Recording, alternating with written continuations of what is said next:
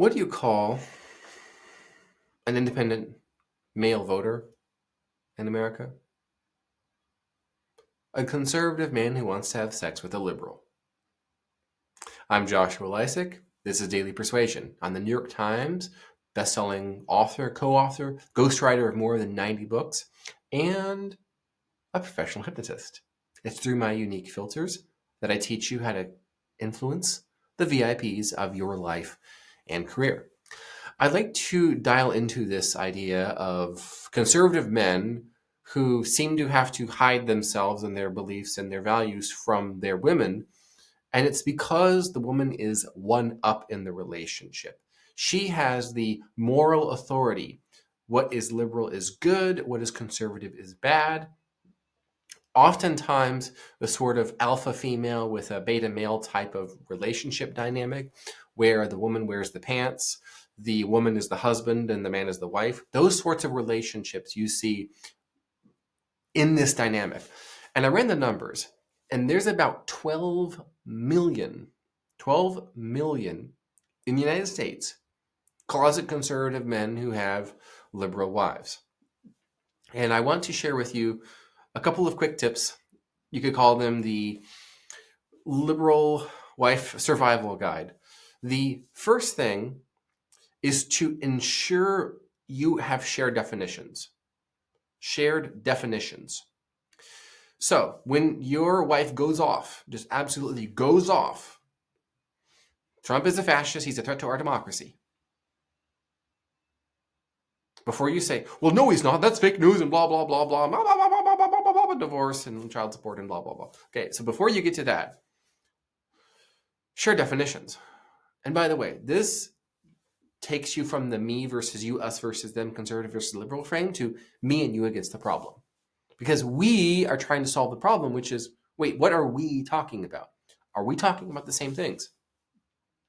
And this will allow you to, as the conservative male, because I'm obviously a right-wing character, this is who I'm speaking to, this is who I want to help.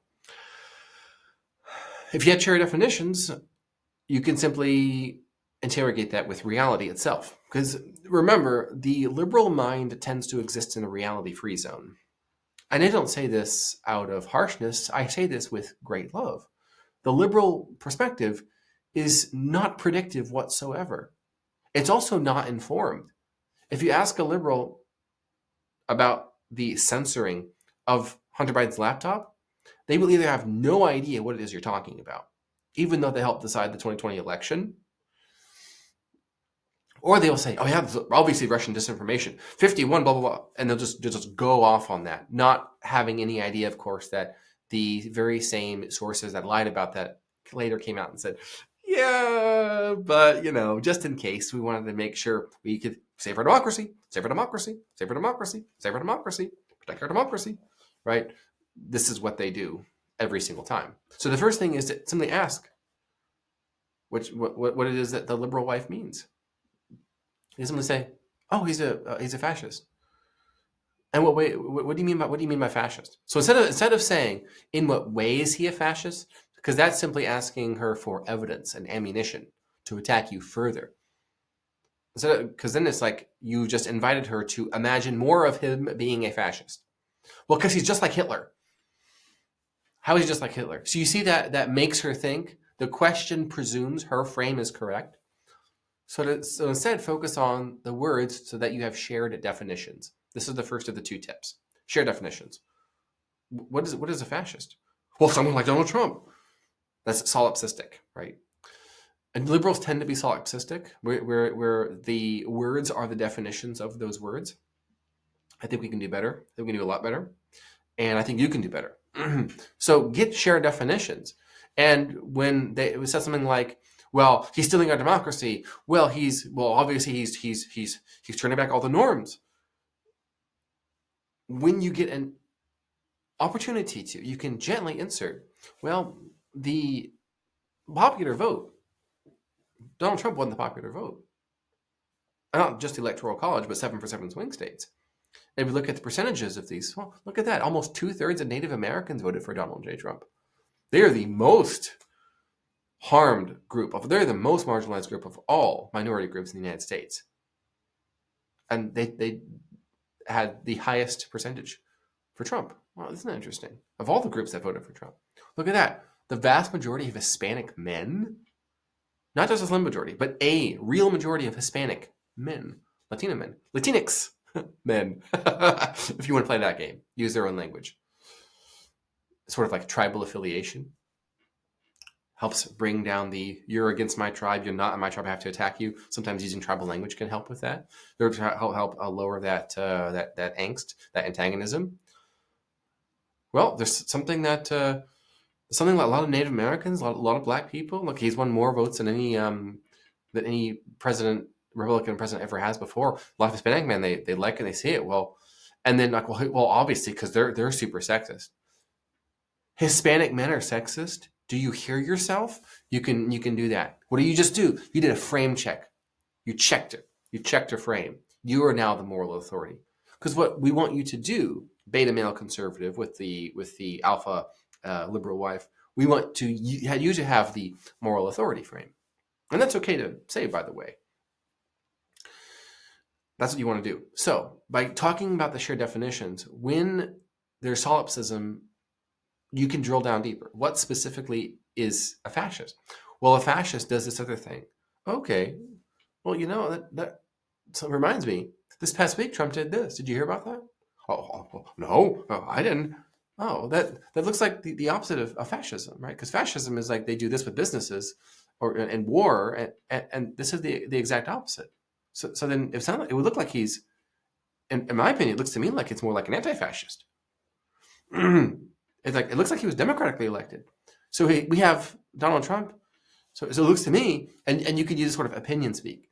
It looks to me like Donald Trump is a democratically elected anti-fascist, not a fascist threat to democracy. So you use the same language and their own definitions and explanations and the use of the truth to do that. And then the second point I want to share with you is you can call out the fact that this is the law of radical consensus, by the way, that you can reframe any disagreement as an agreement by simply agreeing that there is a disagreement. So you want to focus on anywhere and anything on which you can have an agreement. So let's say maybe the agreement that you want to find is, oh, okay, I understand. I know. Okay, you. It sounds to me like you're really convinced that he is a fascist threat to democracy, or our democracy. Is that right? You believe that? Okay, I believe that you believe that. I can agree that you believe that. We can both agree that you believe that. Okay. Can we also both agree that I believe he's a democratically elected anti-fascist? Given the evidence I've just shared with you, which you can look it up. It's here. It's you can even find it on CNN, right? AP, Reuters, any of your trusted, reliable sources you can find. So the point of this exchange is to give you some individuation, because often you got in the situation as a conservative man married to a liberal woman because you became emotionally enmeshed. You needed her validation for yourself to feel good about yourself. She had the moral authority frame. She had the mommy power over you.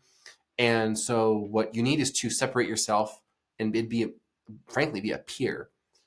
Now, that's not a healthy masculine feminine dynamic yet, but it's in that process. It's a transition, right? That's what we want to do, is we want to transition from being one up to being at least equal and as is and together in that regard. And that individuation can happen in a slow process, because if you change too much too fast, what's going to happen? You're going to lose her forever, and she's going to be a carrier of the woke mind virus forever if you don't do everything you can. And yes, you do want to do everything you possibly can. And those are the two things that I have for you right now. Check out other stuff on this channel. I believe it will be helpful to you. Subscribe, like, comment, and then go save your marriage.